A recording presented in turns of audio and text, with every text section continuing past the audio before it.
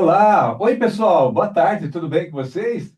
Estamos chegando, começando mais uma edição, mais um episódio, mais um podcast Folha de Sumaré. Hoje, quarta-feira, dia 15, dia dos professores, dia dos mestres, né, das professoras, enfim, é dia daqueles que nos ajudam muito, ajudam a gente a dar os primeiros passos ali na alfabetização. Sam, tudo jóia? Opa, E já vamos direto que estamos certinho. atrasados. 17 horas e alguma coisa, já quase 18. Estamos atrasados hoje para conversar com a doutora Leila, que já está aqui já há 2 horas esperando a gente arrumar o Zoom aqui, arrumar os equipamentos e até que enfim deu tudo certo. Boa tarde, doutora. Como vai? Boa Tudo bem? tarde, tudo ótimo. Um prazer estar aqui para conversar sobre racismo. Vamos trocar uma ideia de novo. De novo, e que bom, brigadão, viu, você estar com a gente aqui mais uma vez. E esse é o podcast sobre racismo, né? A gente conversa igualdade racial, racismo, antirracismo, enfim, é um bate-papo muito bom que vai ajudando a todas as pessoas, inclusive a gente, quando conversa sobre, troca ideia, a gente vai se formando, vai aprendendo cada vez mais. E, doutora, hoje tem um tema muito interessante que não é só de uma coleção de livros importantes que ajudam aí na formação sobre o racismo, sobre a igualdade racial, mas são temas que a senhora vai trazer hoje para a gente conversar, né? A gente discutir aqui, né? Isso. Então, Vamos sou falar um ufa. pouco sobre o conceito de branquitude, Ah, que legal. a doutora em psicologia social, Lia Weiner Schuckmann, ela que desenvolveu um trabalho de pesquisa muito interessante. Então, nós vamos falar um pouco sobre esse trabalho dela.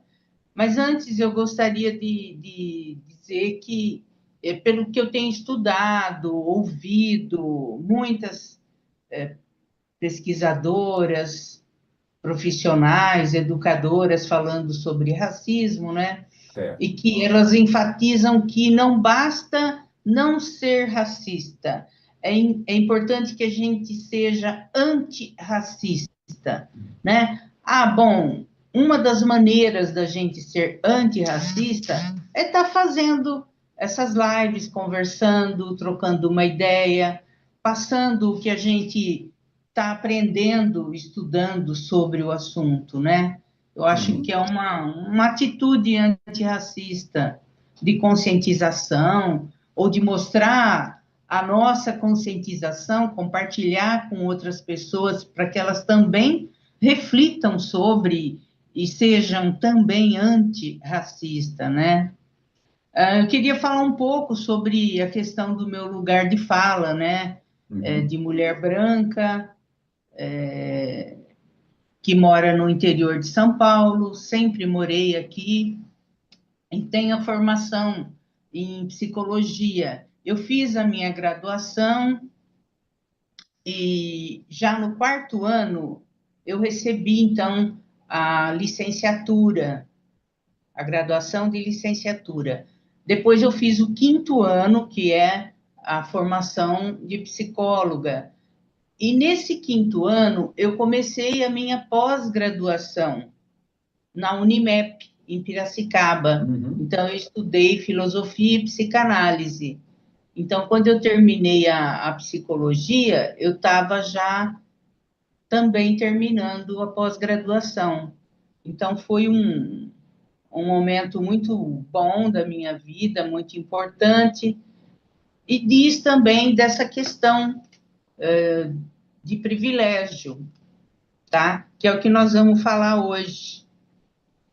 Ô, doutora, e é Diga. interessante, né? Quando a gente fala de ser antirracista, né? Antirracista é anti um monte de anti que a gente tem. Às vezes as pessoas não entendem que é ser um anti, por exemplo, já que nós não estamos falando de combate ao racismo, né? Ser antirracista é a gente não compactuar com nada que seja que prejudique, no caso, a pessoa negra, né? Pela cor da sua pele. É aquela brincadeirinha que a gente não pode aceitar. Qualquer tipo de brincadeira, qualquer tipo de chamamento, qualquer palavra, né? Que vai machucar, que vai ofender, isso é ser antirracista. Então, eu não posso aceitar que meu amigo ou meu familiar, porque é meu amigo, porque é meu familiar, faça piadinhas racistas e eu simplesmente dou risada e não vou falar nada porque eu não quero chatear, porque eu não quero magoar. Isso é ser antirracista, né? Isso, não deixar ser humilhado, porque mesmo que seja em tom de brincadeira, não tem graça, você está Sim. humilhando o outro. É um costume que precisa acabar, né? E é E muito falando sobre. Hã? dentro das famílias mesmo tem isso, né?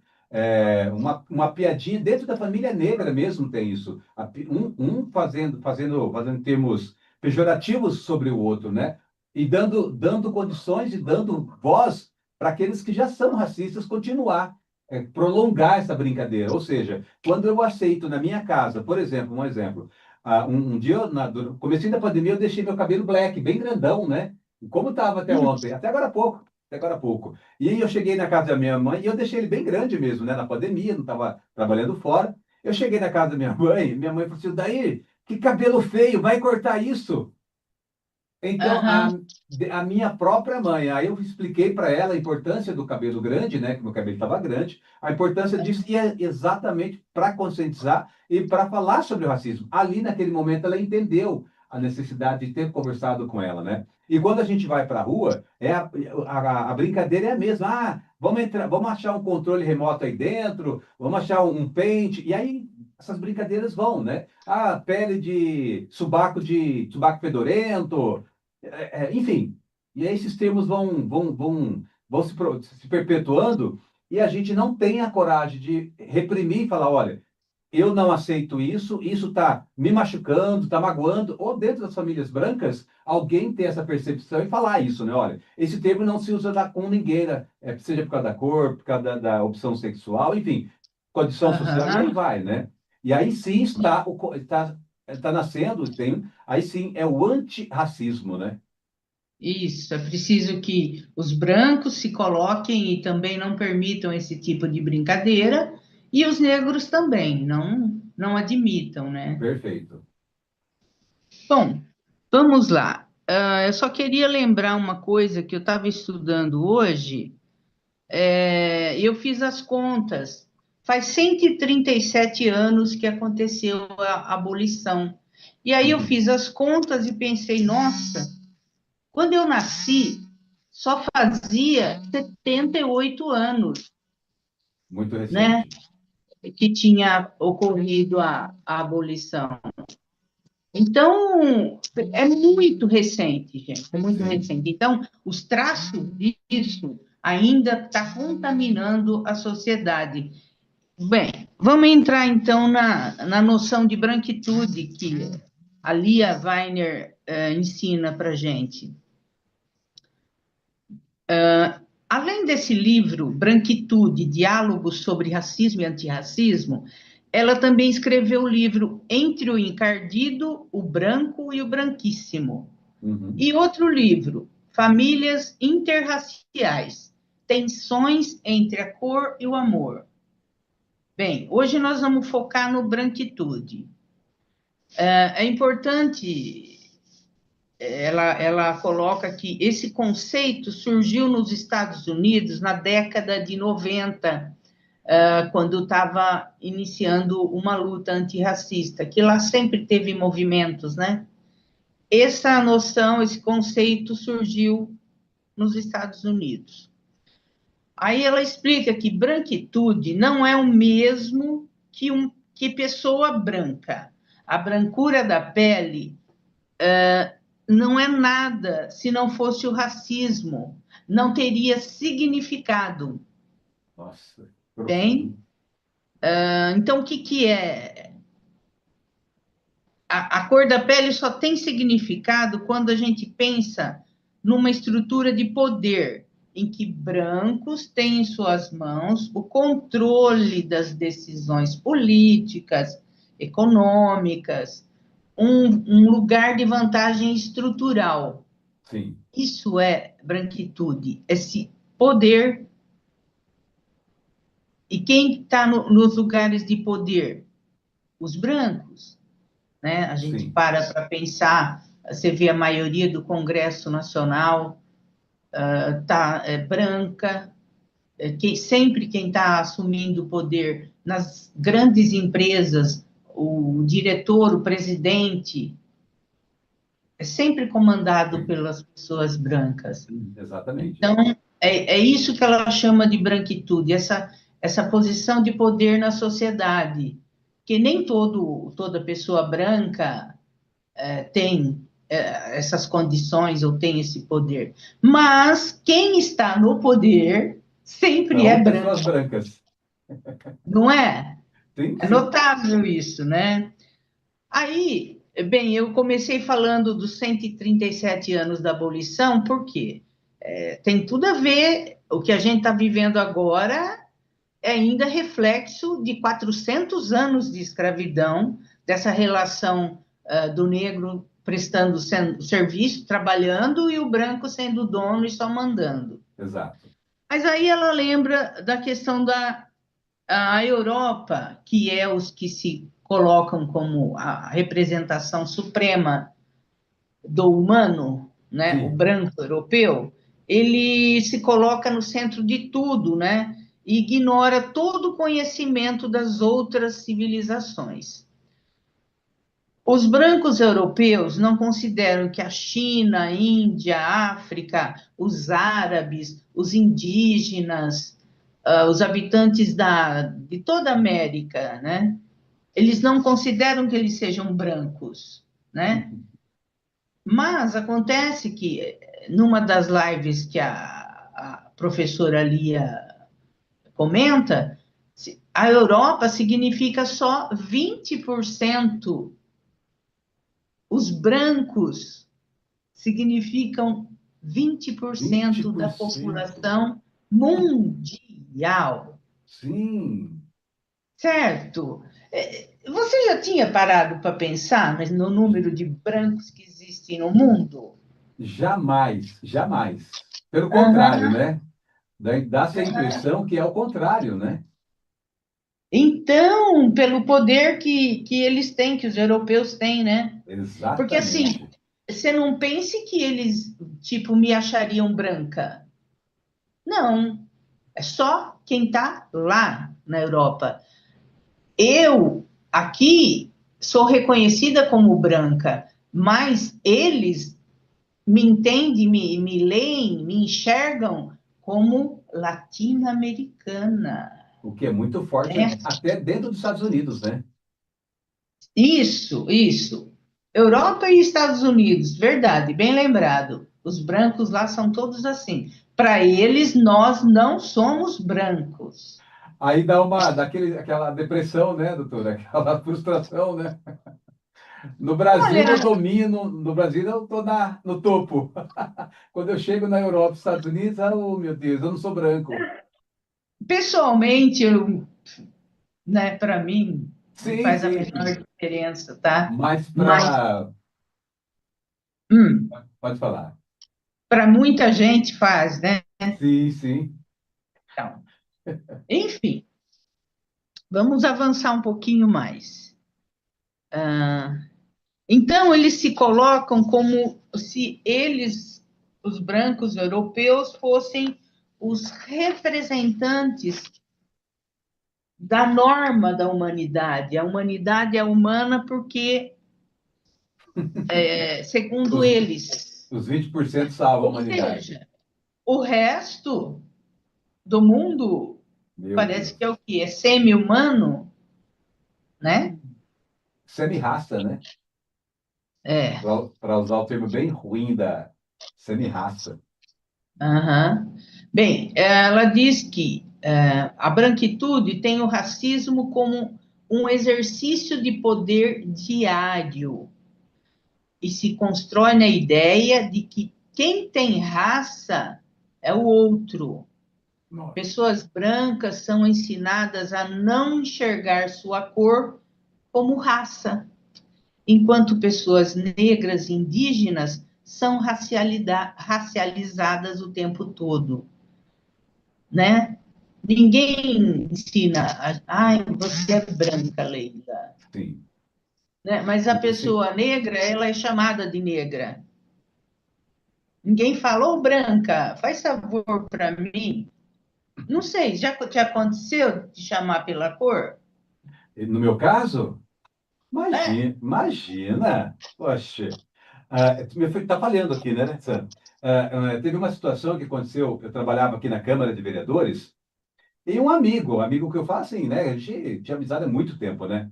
Ele falou para mim, ele tinha muita liberdade comigo, né? Até por ser amigo, ele falou, daí, mas que mimimi, né? Ah, não pode chamar de negão, no moreninho. Como é que eu te chamo?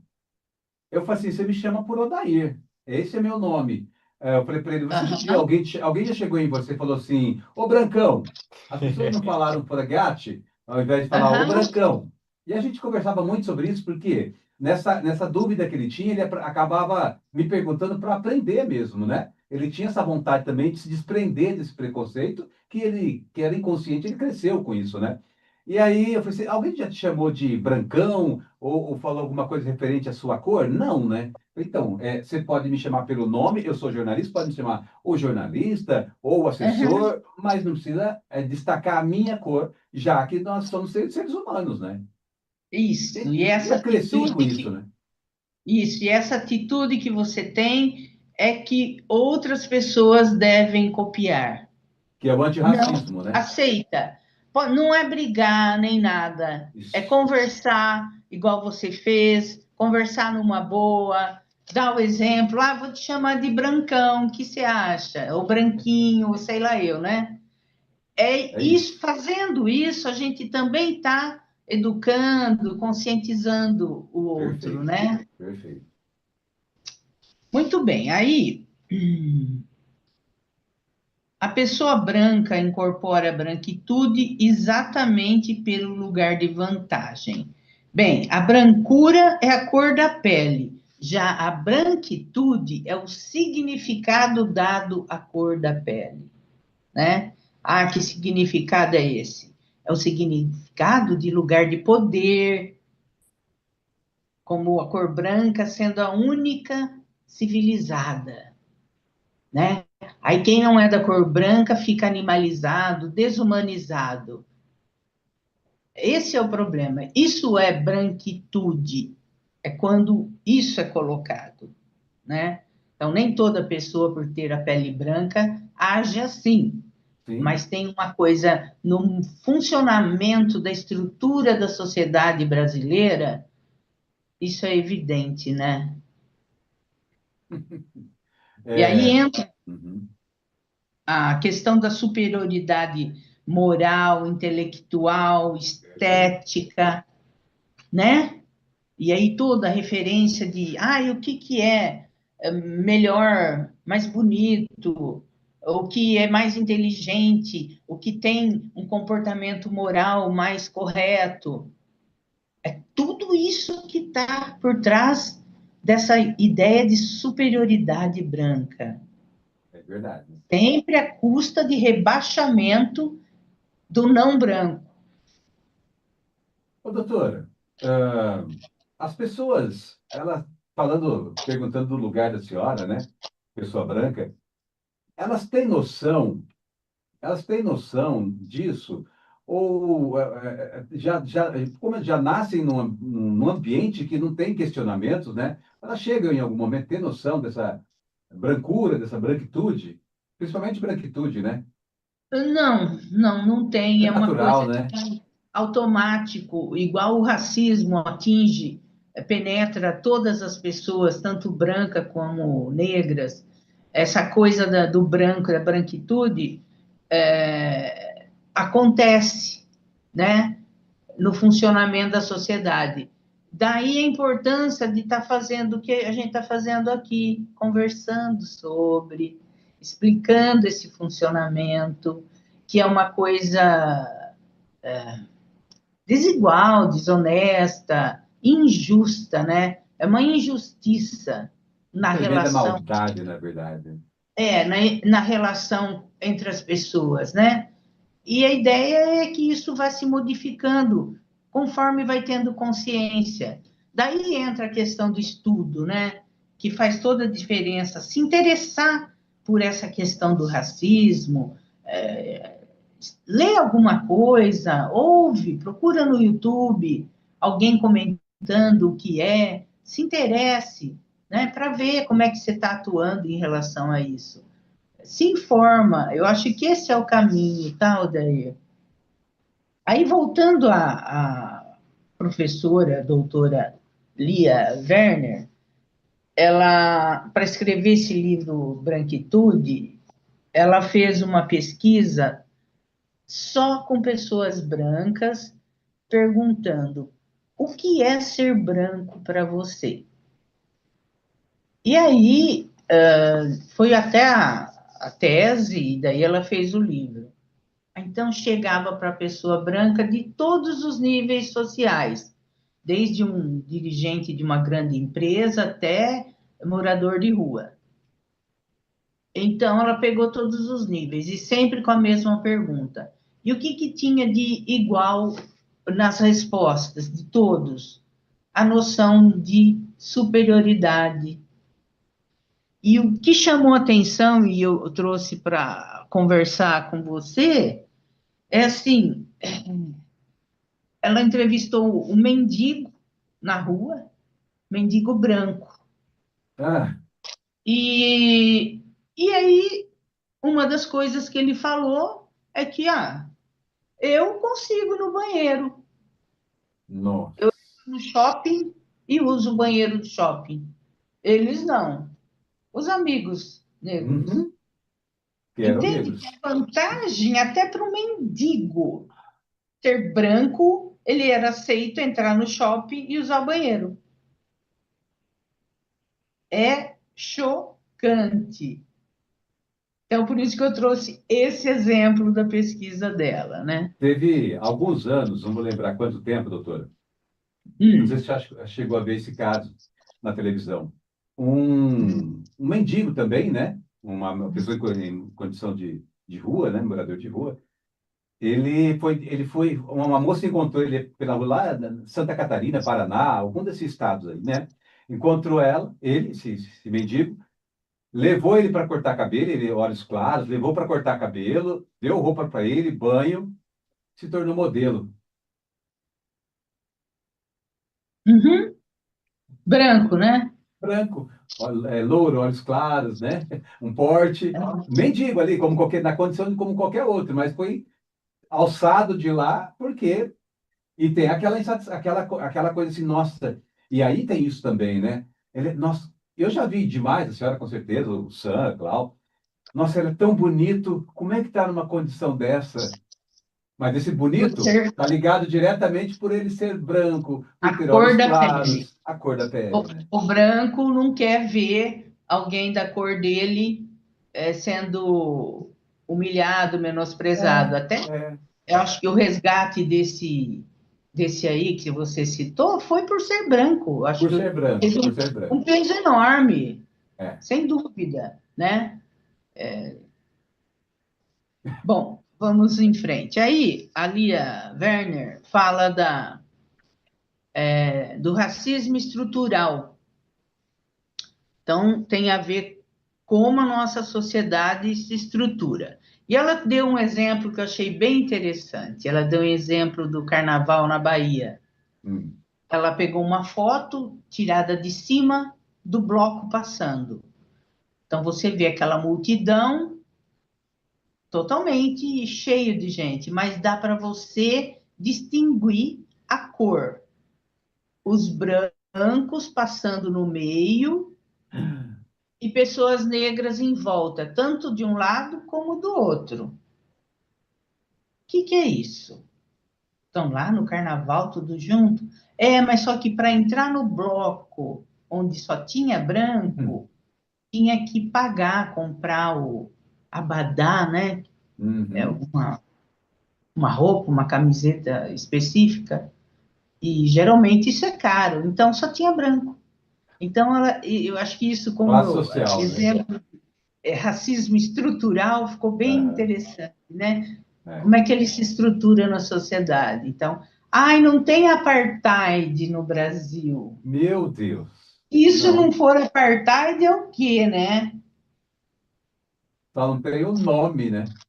Ninguém É, quer ver, né? só não usa o nome. Aqui em Sumaré, e não só em Sumaré, como em outras cidades também, mas aqui em Sumaré, que eu moro aqui, tem um clube, tinha um clube, hoje não funciona mais esse clube, não os dois, na verdade, né? Não os dois clubes. Mas um era assim, classe baixa, pobre, o outro era uma classe mais alta, né? Vamos dizer, uma elite, né? O preço, vou colocar como se fosse hoje. O preço em um clube era R$ 10. No outro era 20 ou R$ 30. Já separava as pessoas aí pelo valor, porque nesse clube de R$ 10 era assim, a maior parte, a maioria, pessoas negras, pobres, negras da favela, dos bairros periféricos. Esse pessoal do outro clube eram os sócios e as pessoas que tinham condições, e aí a gente, novamente, aí entra nesse exemplo do carnaval. As pessoas brancas que tinham mais condições, ou seja, já selecionava ali na entrada, ou era sócio ou pagava 20 ou R$ 30, diferente do outro clube. E aí vem, Apartheid. isso, que é o racismo estrutural, que vem dos 400 anos de escravidão no Brasil. A gente saiu disso faz só 130 e poucos anos, tá? A coisa Recente, né? ainda funciona daquele jeito. Então, essa é a estrutura da sociedade, marcada pelo tempo da escravidão, né? Aí vem o racismo institucional.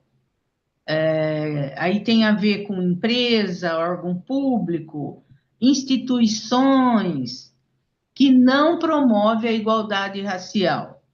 Então, como assim? Ela deu o exemplo de uma faculdade de medicina que só tinha alunos brancos.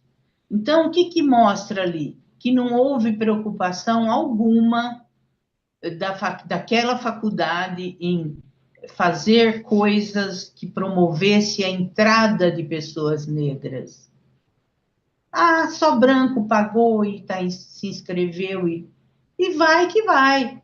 Não existe uma preocupação de, bom, vou oferecer uma bolsa, vou fazer alguma coisa, né, para promover a igualdade racial. Não. Aí tem o racismo interpessoal, que é o mais conhecido de todo mundo, que é as ofensas nos jogos de futebol, as ofensas na rua, né? Na sociedade. Então, não vou nem dar exemplo que não precisa, né? É Sim, muita esse aí humilhação, todo muita mundo humilhação. conhece, vários exemplos, até já usou, né? Uhum. Bem, então a branquitude tem raiz histórica, é resultado da dominação colonial. E o que era senhor e escravo se transformou em brancos e negros. Tá? Ah, Infelizmente, é o que é o que está aí na nossa sociedade. E no que a gente pode, a gente está tentando fazer alguma coisa para melhorar, né? Eu acho que é importante a união do branco com o negro na cento luta nisso. e 137 anos é muito recente para uma história, né? Ainda mais, principalmente se pegarmos uma história de quase 400 anos, né? Isso. A luta sempre foi permanente, desde o sequestro lá nos países africanos, né?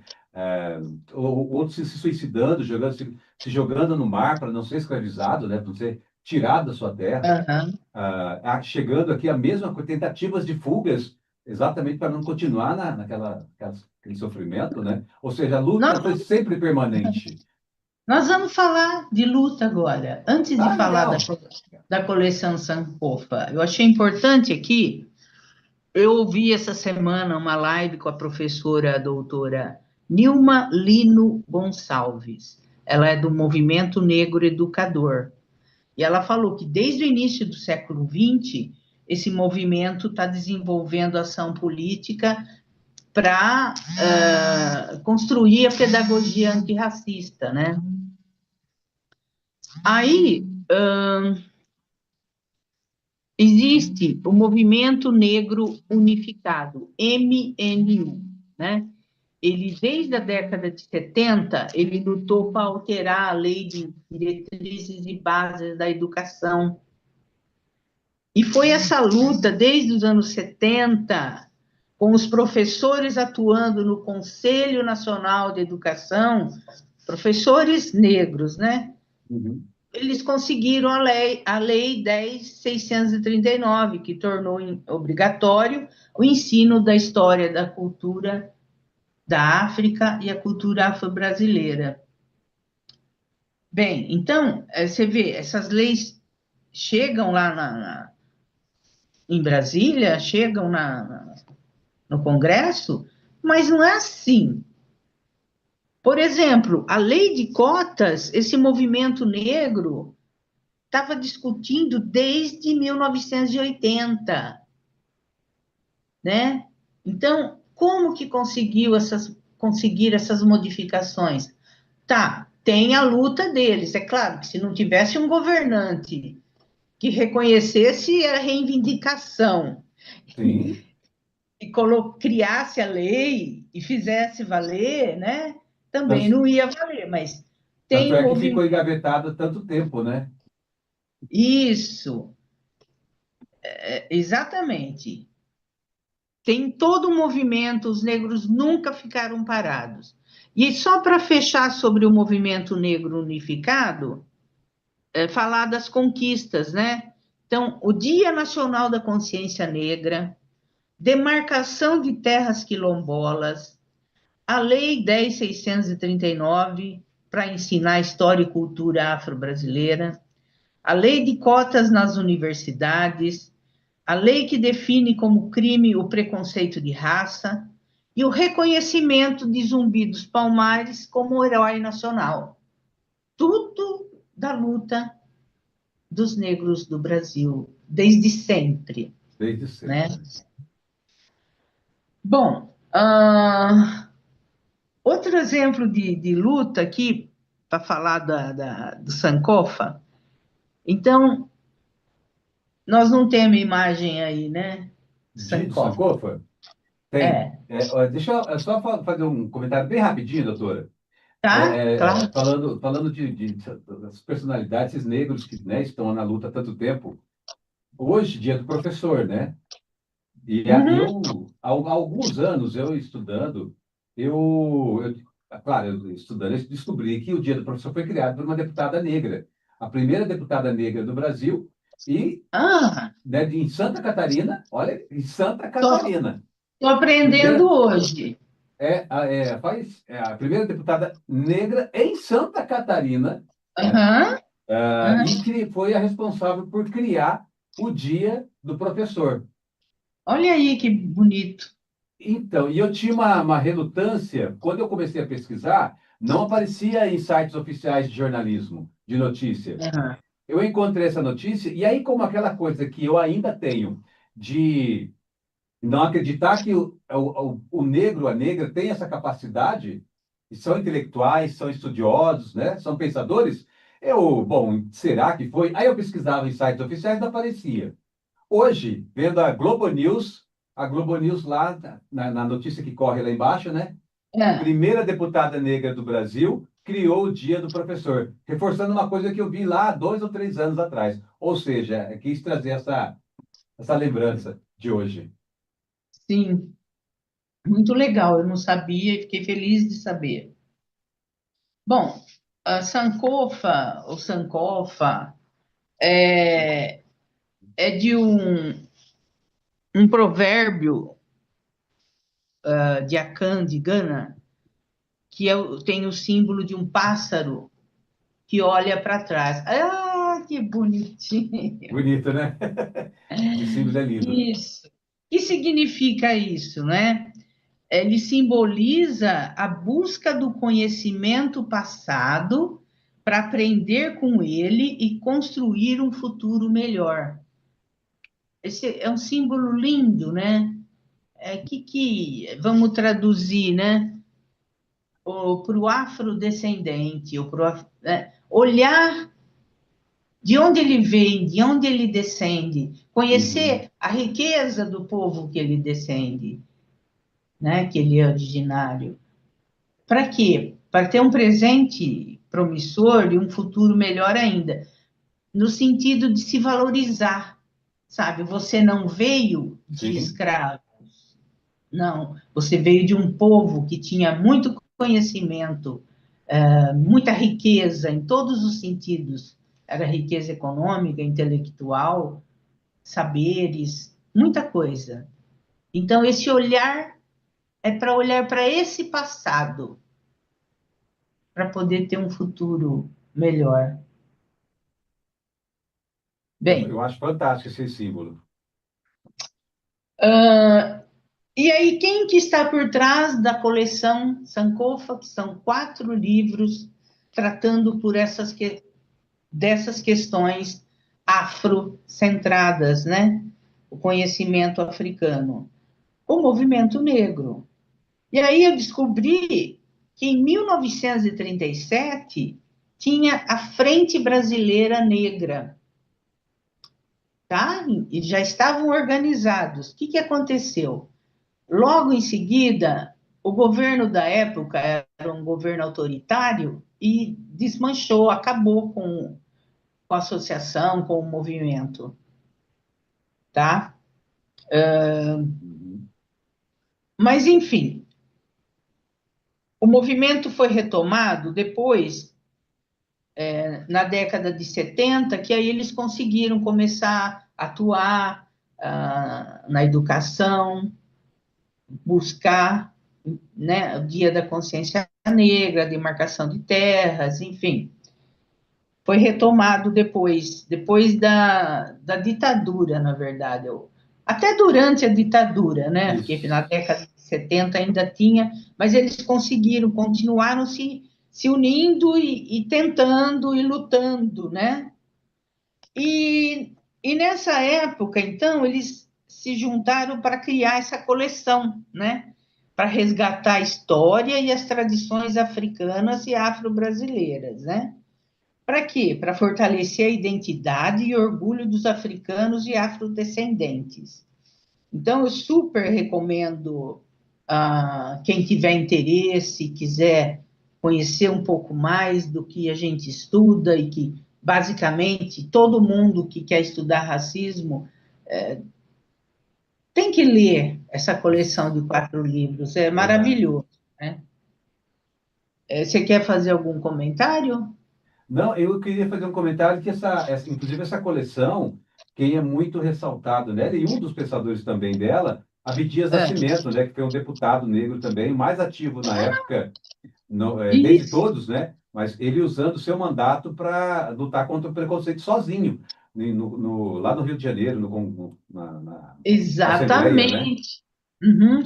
E eu estou com ele aqui, que eu quero comentar sobre alguns autores, né? Aham. Porque teve muita pessoa, muito cientista, professor, pesquisador brasileiro envolvido na criação desses 4 volumes da Sim. coleção, né? E aí o Abdias Nascimento e a mulher dele, foi casado com uma mulher branca, que até Uhum. hoje a mulher dele é ativista, sempre foi ativista e ainda é do movimento negro, né?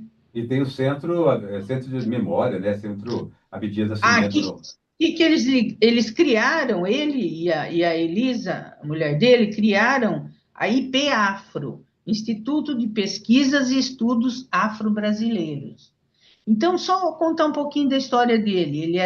O Abdias Nascimento era um artista plástico, um ator, e aí ele foi deputado federal, foi senador. Isso tudo depois dele, em 1981, depois de chegar exilado da ditadura, ele funda esse IP-Afro.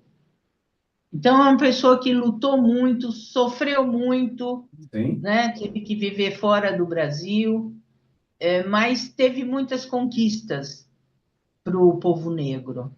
Então, achei importante citar. Tem a Lélia Gonzalez, Lélia. professora, filósofa, antropóloga. Também tem uma história incrível que a gente pode um dia pegar a live Perfeito. para falar dela. Perfeito. É muito, muito interessante. E a Sueli Carneiro, essa atua até hoje, é Até hoje, né? filósofa, escritora também. Dá para pegar um episódio de podcast e falar sobre essas duas Ótimo. mulheres fantásticas, sabe? Incríveis. E a Sueli Carneiro é viva e a Elisa Larquim Nascimento também estão atuantes. O Abdias e a Lélia Gonçalves já deixaram essa terra. É. Bom, sobre um pouquinho de cada volume da coleção Sankofa. A primeiro, volume 1, chama A Matriz Africana no Mundo. Coloca no centro de tudo a cultura, a história e as experiências africanas e dos afrodescendentes, né? Então, isso desde a antiguidade da África, a influência que ela tem em todo o planeta Terra.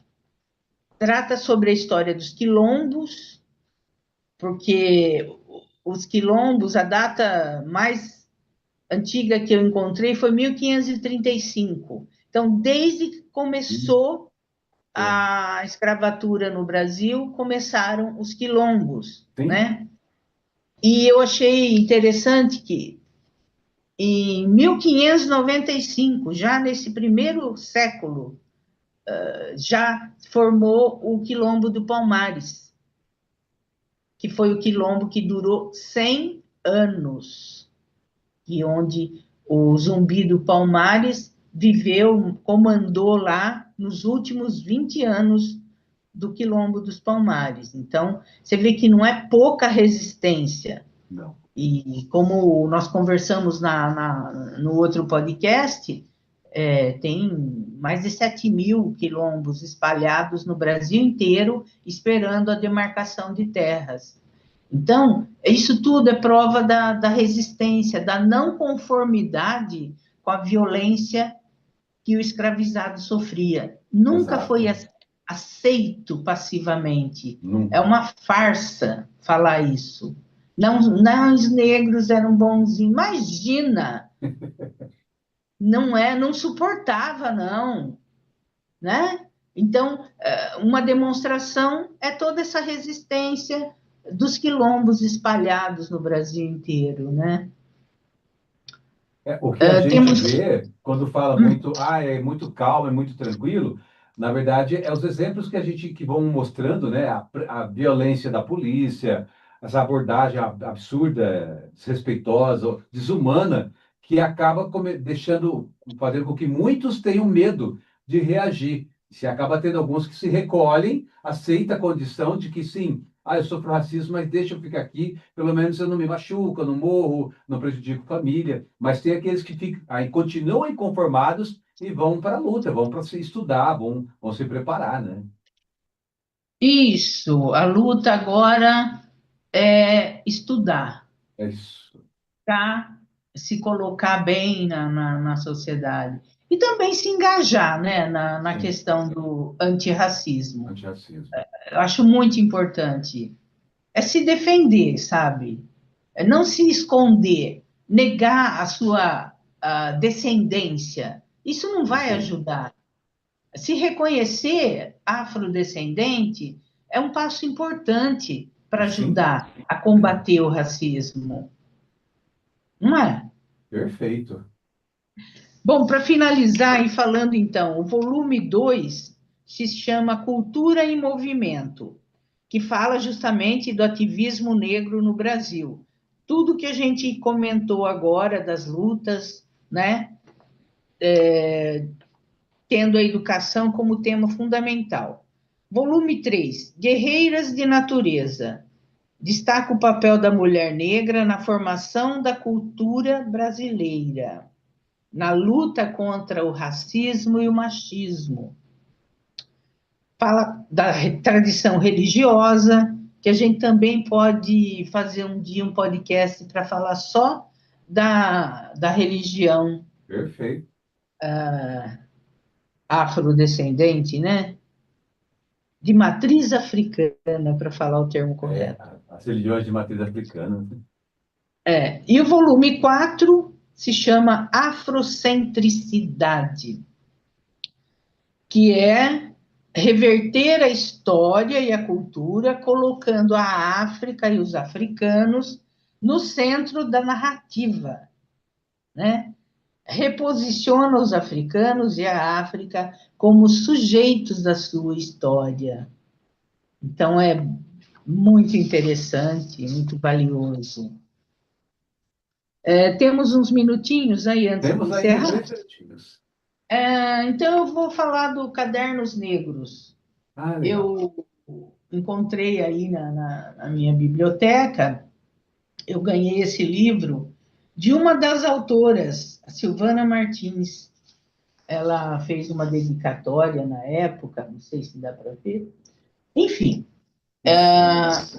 tem uma história bem interessante que é a edição desse Cadernos Negros aconteceu desde 1978 até 2023. Nossa, que Então, legal. isso também é um exemplo do movimento negro, porque é só pessoas negras que escrevem, são contos ou poemas.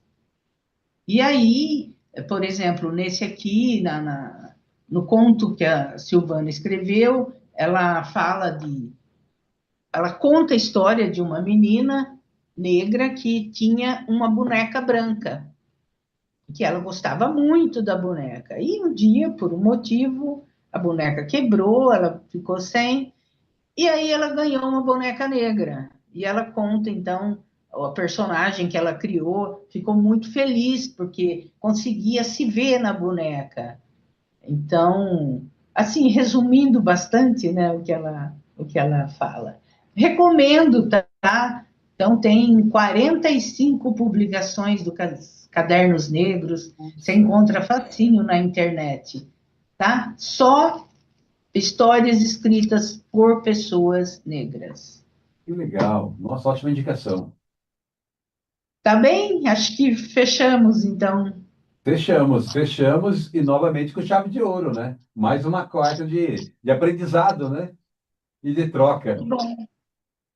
Aham. É Doutora, isso aí. obrigado mais uma vez, viu? Na quarta-feira que vem a gente se encontra. Sim, vamos adiante. Fechou. Aí durante a semana a gente vai preparar o card, vai conversar para poder trazer o tema na semana que vem. É isso Ótima aí. noite para a senhora. Obrigado, Para viu? vocês também. Beijo. Obrigada. Tchau, Tchau, tchau. tchau. Sam. Agora sim, pode falar. Beleza. Ah, voltou aqui.